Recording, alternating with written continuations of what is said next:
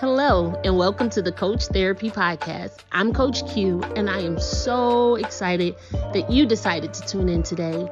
We're going to take a journey through vulnerability so that we can reach clarity, healing, growth, and success. You're going to learn some things about you, you'll learn some things about me, but most importantly, you will receive tools every episode that will help you to become better every single day. Enjoy Coach Therapy.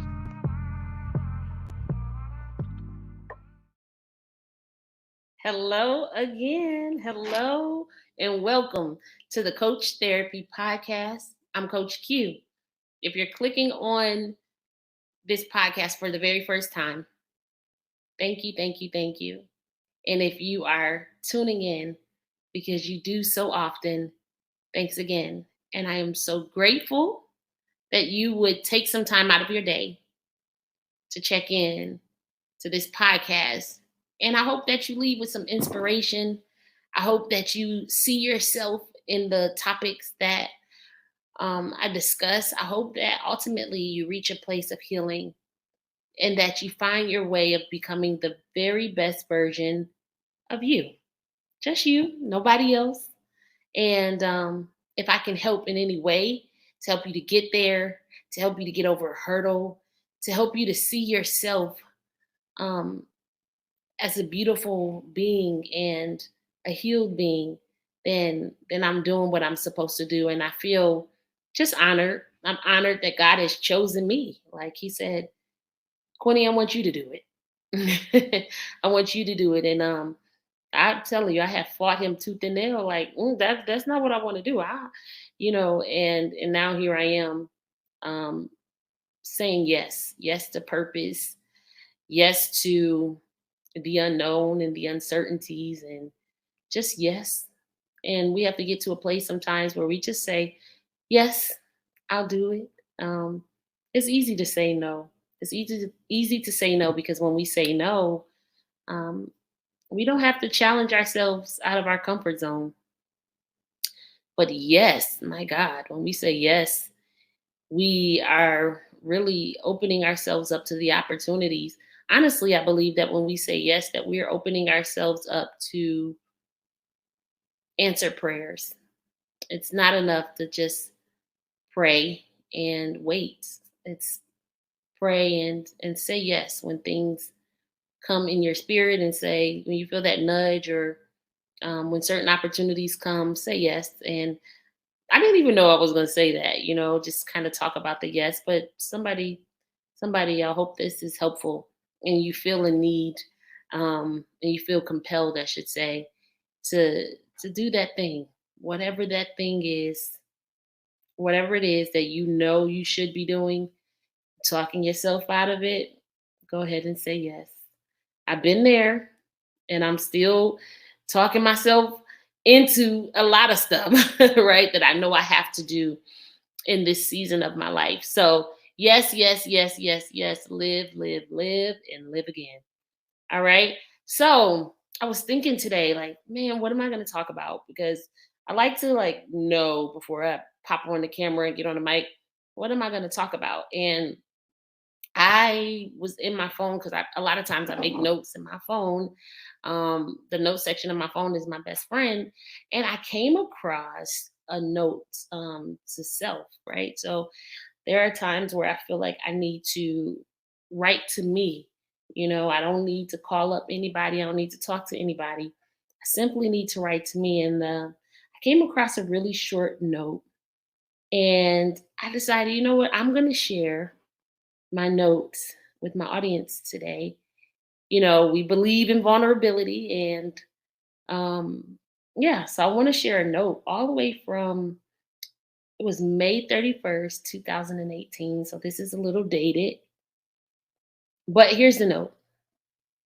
Quinny, you're so dope.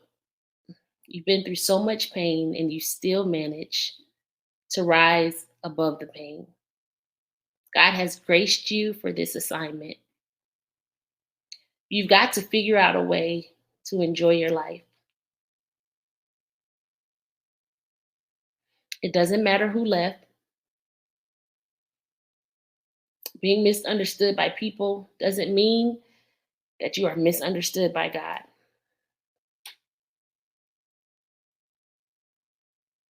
He knows you far better than you know yourself. Let go of the past, let go of the hurt, move forward. Ooh, okay. For some reason, reading that made me a little emotional. And that's okay because we get to be vulnerable in these sessions. And I think when I got to the part that says, God has graced you for this assignment, ooh, I felt emotional in that moment because I can recall a time in my life where I felt like, what now, God? We can go through things that are so difficult that we can really be like, is there anything? Is there purpose? Is there room for me? Is there a plan for my life? And I had to encourage myself in that moment. And so, whew, that made me emotional, but maybe somebody's there. I also have to think when it says being misunderstood by people. Being misunderstood by people doesn't mean that you are misunderstood by God. Stop worrying about people. Stop worrying about who understands your story, who gets the vision, who sees you as being great or not. Stop worrying about people. When God has called you to do something, go ahead and do it. And shut out all of that background noise, all of the chit chat, the naysayers, shut it down and go and do what you're supposed to do. And I'm just grateful for that note that I just read because I feel blessed that I've gotten through some crazy hurdles, some crazy hurdles in my life. And I have gotten over some pain that had me in a chokehold, y'all. And now I can look at myself with gratitude. Um, I feel accomplished in in the journey.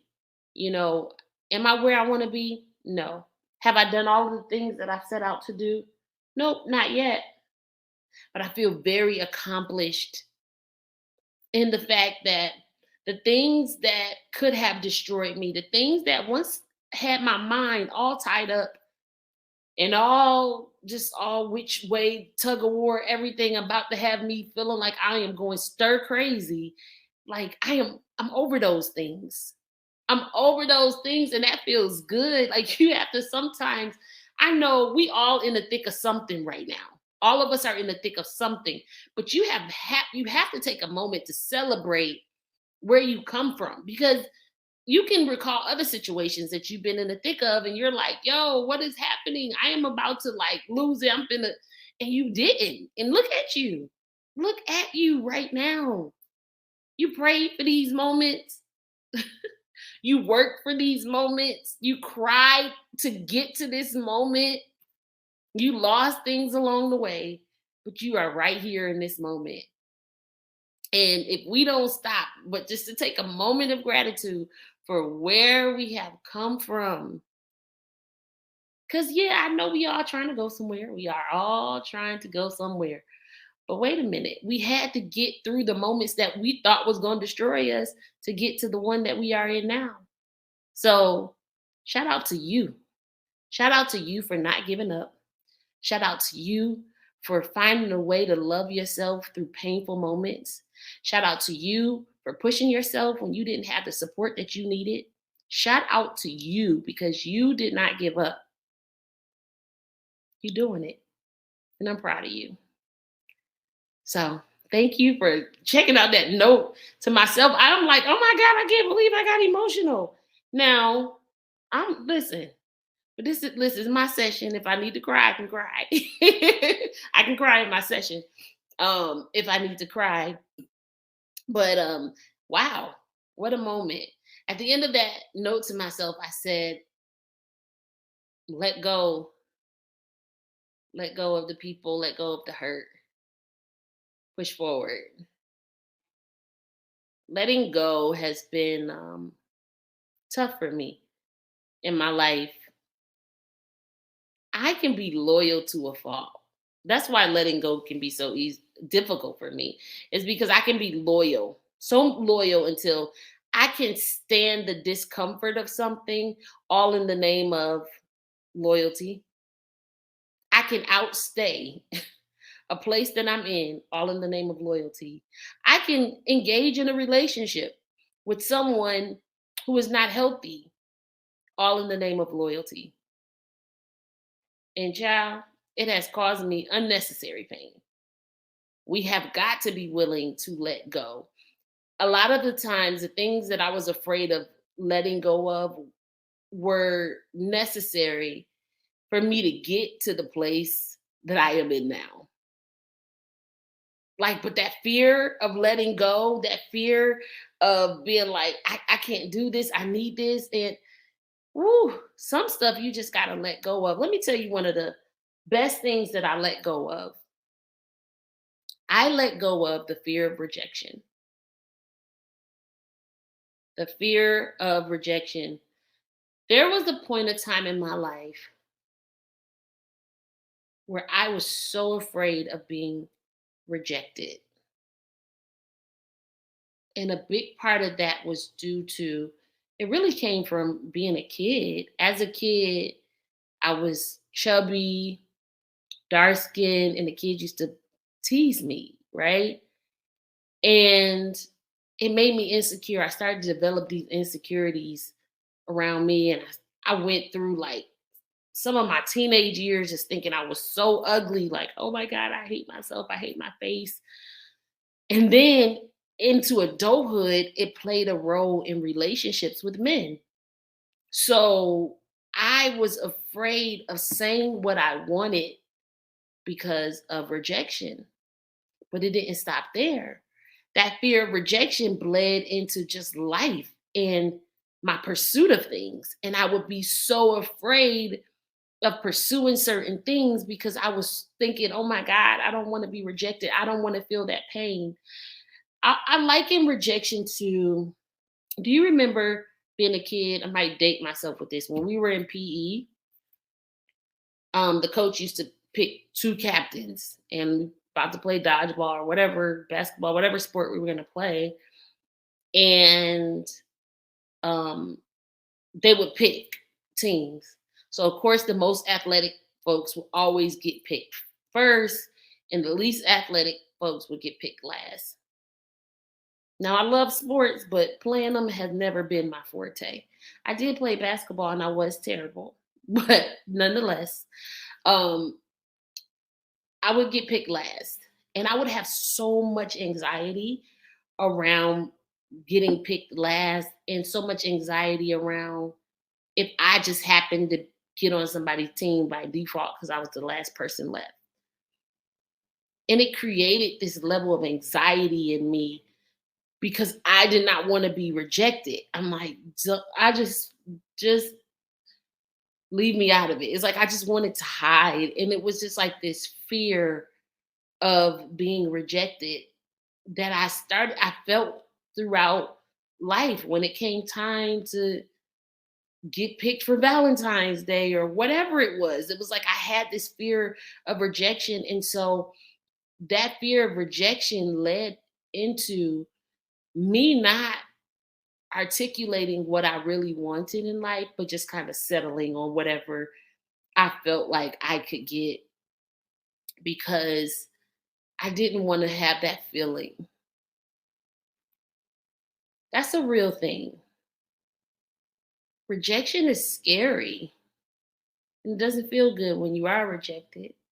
And it really can lead to depression and just insecurities, confidence issues, all of the things. Trust me, have lived through so many of those things. But I remember making a choice to let go, letting go of the fear of rejection. Just let it go. Whatever happens, happens. If I want it, I'm going to pursue it. If I need it, I'm going to say it. And it has improved the quality of my life greatly. But I had to get over myself. I had to let it go. I had to let the pain associated with being rejected go. I've been rejected in the corporate space. I've been rejected in relationships.